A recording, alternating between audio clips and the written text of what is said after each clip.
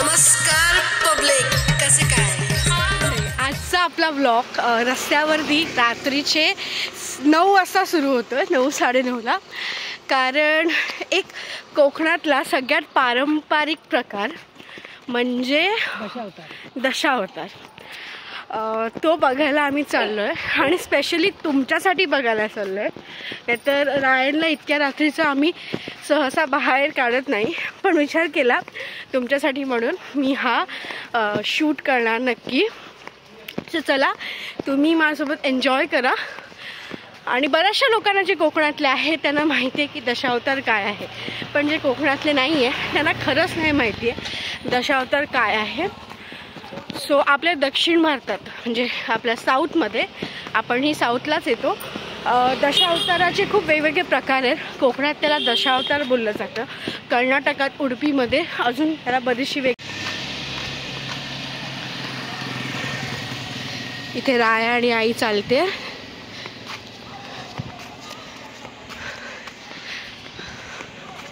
रात्रीचा माहोल शांत. तुम्हाला अशी मुंबई कधी दिसेल का शांत? अशक्य आहे. पण इथे कायम असा एक एन्व्हायरमेंट असतो शांततेचा. Subscribe to my channel guys. ह्याला ओळखता ना तुम्ही? जाऊ दे, लक्ष नका देऊ, पण तो बोलला त्याच्यावर नक्की विचार करा. ही आमच्यासाठी स्पेशल याच्यासाठी आहे, तुम्ही बघू शकता. आम्ही चालतो आणि आमच्या पुढे पुढे पुढे पुढे ती चालते. जिथे जिथे आम्ही जाऊ तिथे तिथे ती नक्की येते. चंपू, चंपू, ए चंपू, या.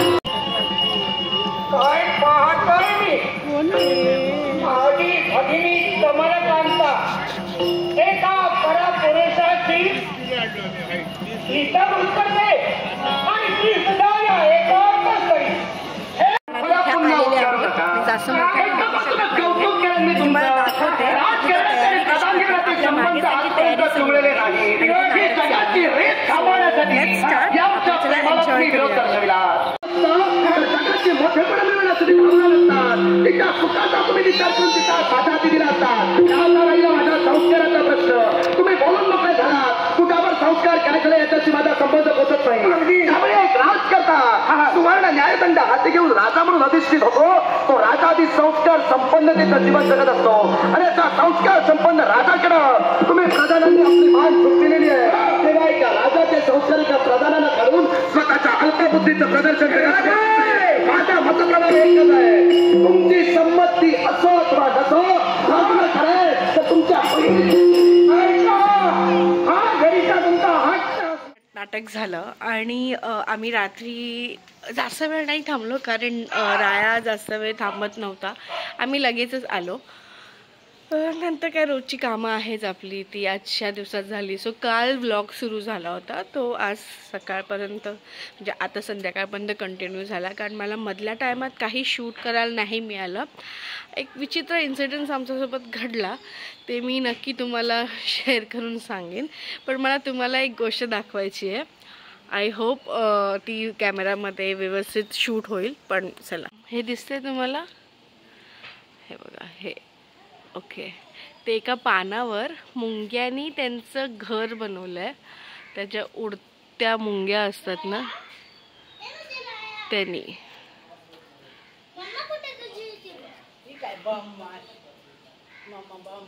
हे बघा, ह्या पाण्यावर मुंग्यांनी घर बनवलं आहे. आणि माझंही आत्ता जस्ट लक्ष गेला, कारण की हे आपलं मोगऱ्याचं झाड आहे आणि मला ही फुलं फार आवडतात. सो आज झाडावर फूल लागलं आहे का हे बघायला मी आलेली, तेव्हा मला ते दिसलं. त्यात इथे आपल्या झाडांवर पेरू लागलेत बघा. पण ते पेरू सहसा आम्हाला खायला मिळत नाही, कारण की ते आमच्याकडे पोचेपर्यंत माकड येतात आणि ते घेऊन जातात. सो आम्ही ते माकडांना दान केलेले आहेत असं समजा. आम्ही एवढे श्रीमंत लोक आहोत की आम्ही झाडावरची फळं माकडांना देतो. सो अशा प्रकारे एक तिथे आहे, तिकडचा जो पेरू आहे तो पिकलाय बघा. आय होप खायला मिळतील. आपल्या घरात कन्स्ट्रक्शनचं काम सुरू होतेच, पिकलाय. आपल्याकडे कन्स्ट्रक्शनचं काम सुरू आहे. सो त्याच्यासाठी सिमेंट्स आणि काय रेती वगैरे आहे. तुम्हाला दाखवते चला काय चाललंय ते. हे जे टॉयलेटसाठी आणले होते हे सगळं चालू आहे आपल्या घरात. बाबा बसलेत तिकडे. हे आहेत मशीन्स. आईला जेव्हा मी बोलली, आईच्या लक्षात आलं एक पेरू पिकलाय. आई तो पेरू काढते आणि तो काढला. तो बघा आईने पेरू पाडलेला आहे. आपल्या घरच्या झाडाचा हा आहे पेरू. ही एवढी फ्रेश लाईफ आपण अशी इथेच जगू शकतो. असली पेरू कधी खूप मोठे नसतात. ही ओरिजिनल पेरूची साईज आहे. हे गावठी जे फ्रेश ओरिजिनल पेरू आहेत ते. हे नवीन मेंबर सुद्धा जॉईन झालेले आहेत. हाय करा. हिचं नाव आहे बोल. आणि तुझं? ओके. सो सर्वेश आणि सावी आपल्यासोबत आता ह्याचे 1-1.5 महिना असणार आहेत आपल्या रायासोबत खेळायला.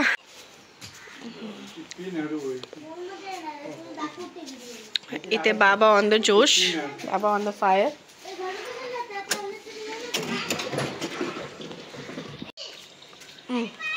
खूप छान आहे, खूप गोड आहे. आणि ॲक्च्युली हे खरे पेरू. आपल्याला इतर जे पेरू जे खूप मोठे मोठे पेरू भेटतात ते प्लीज कधीच कोणी खाऊ नका, बिकॉज ते हायब्रिडेड पेरू आहेत आणि त्यांचा आपल्या बॉडीवर कधीच चांगला इफेक्ट होत नाही, उलटा इफेक्ट होतो. कॅन्सर सेल्स आपल्यामध्ये खूप लवकर इंजेक्ट होऊ शकतात. त्याच्यामध्ये हायब्रिडिंगचे इंजेक्शन्स दिले असतात. सो हेच पेरू आहेत, बिंदास खा आणि खूप छान आहेत.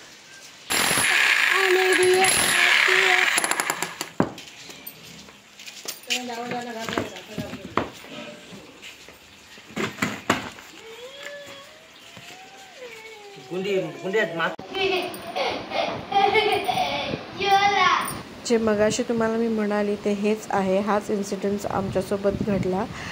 सगळ्या घाई गडबडीतनं शूट करायचं वगैरे काही डोक्यात आलं नाही, पण लास्टला मी हा छोटासा क्लिप शूट केला. रात्रीचे 12:15 होतात आणि मी इथे पॉपकॉर्न बनवते, कारण डीला हवे, डीला भूक लागली, तो जेवला नाही आज. आणि तसं तुम्ही एक छोटीशी क्लिप पाहिली की डीला इंजरी झाली आहे.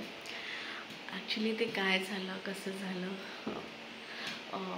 तो बँकेच्या कामासाठी बाहेर जात होता आणि तेवढ्यात त्याच्या बाईकसमोर एक म्हातारा माणूस आला अचानक.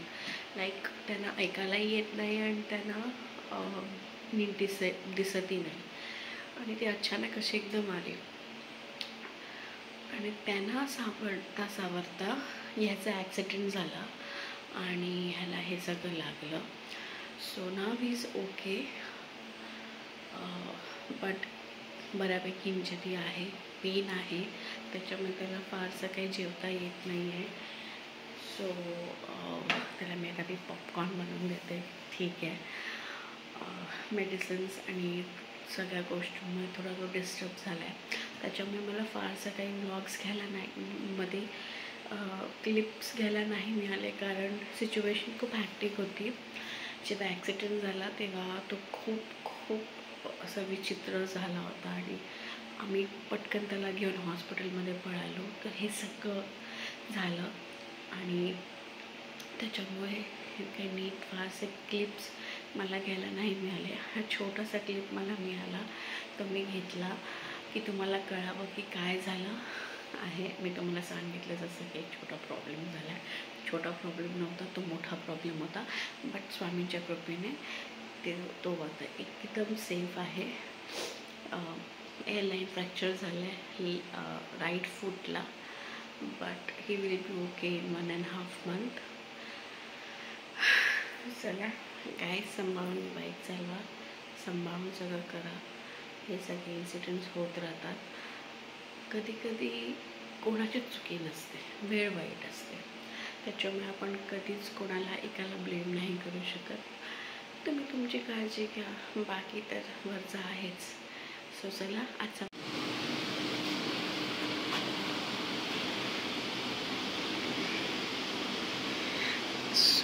तुम्ही बघू शकता इथे फ्रॅक्चर झालं आहे, इथे त्याला थोडंफार लागलेलं आहे पायाला, आणि बाकीच्या जखमा मी नाही दाखवू शकत, तुम्हाला हाताला दिसतच असेल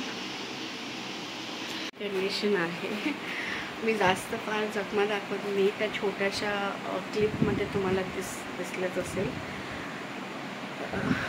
आय डोंट नो की सगळे गोष्टी एका टायमाला कसे येतात, कारण जसं तुम्हाला मी लास्ट ब्लॉगमध्ये सांगितलं की मी ऑलरेडी ते पहलगामच्या अटॅकवरनं खूप मेंटली डिस्टर्ब होती, आणि माझ्या बाबतीत ते होतं.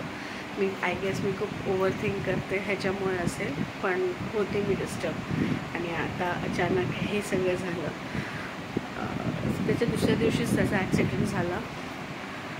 सो अजूनही तो रिकवर, म्हणजे आय डोंट थिंक सो इतक्यात तो रिकवर होईल, पण आय प्रे की तो लवकरात लवकर रिकवर व्हावा, बिकॉज ते पेन खूप जास्त आहे. जखमीचा पेन्स त्याला नाही आहेत, पण जे फ्रॅक्चर एअरलाईन फ्रॅक्चर झाला आहे त्याचं त्याला पेन आहे. तुम्ही मागे बघू शकता, इथे व्हीलचेअरसुद्धा आम्ही आणून ठेवली आहे, अशी कंडिशन आहे. But it's okay. आणि तो आता पॉपकॉर्न एन्जॉय करतो. शहंशाहवाली लाईफ. कसं वाटतंय? मज्जा. इथे आपला राया झोपला, आणि असा सीन आहे की त्याला तोच हवा आहे झोपायला. आणि ब्लॉग मी इथे संपवते. पुन्हा भेटूया एका नवीन ब्लॉगमध्ये. तोपर्यंत बाय.